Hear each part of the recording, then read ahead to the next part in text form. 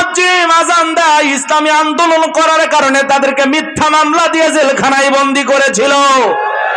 অন্ধ মানুষকে পর্যন্ত গাড়ি ফোরানোর মামলা দিয়েছিল। এত মিথ্যা কথা যারা বলেছিল, আজকে কি ক্ষমতার চেয়ারে আছে? ক্ষমতার চেয়ার থুইয়া পালিয়ে গেছে। কথা কোন ঠিক কিনা? এমন ভাবে পতন হয়েছে, দেশের প্রধানমন্ত্রী থেকে শুরু করে ইউনিয়ন পর্যায়ের নেতা কর্মী পর্যন্ত পালিয়ে গেছে। ডাক্তার, ইঞ্জিনিয়ার, শিক্ষক বলেন, এমনকি মসজিদের খতিবও পালিয়ে গেছে। এমন ইতিহাস পৃথিবীর জমিনে আর নাই। কথা বলেন ঠিক কিনা?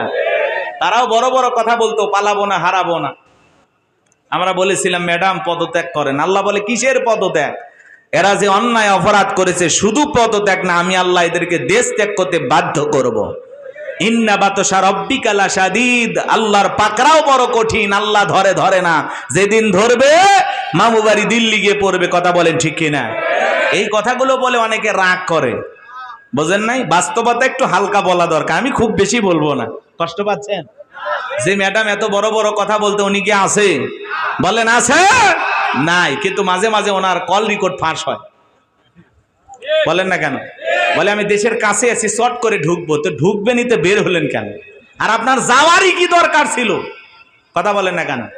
আপনার লক্ষ লক্ষ নেতা কর্মী ছিল, আপনার অনুসারী কম ছিল না। আপনি কেন দেশ ত্যাগ করলেন?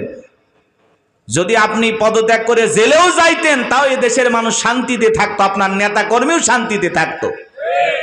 এই জন্য আমি আপনাদেরকে বলি, মনে রাখবেন, মহিলাদের রাগ বেশি। দেখেন না, মাঝে মাঝে স্বামীর সাথে ঝগড়া করে রাগ করে বাপের বাড়ি চলে যায়। কথা কর না কে? এই জন্য সাবধান।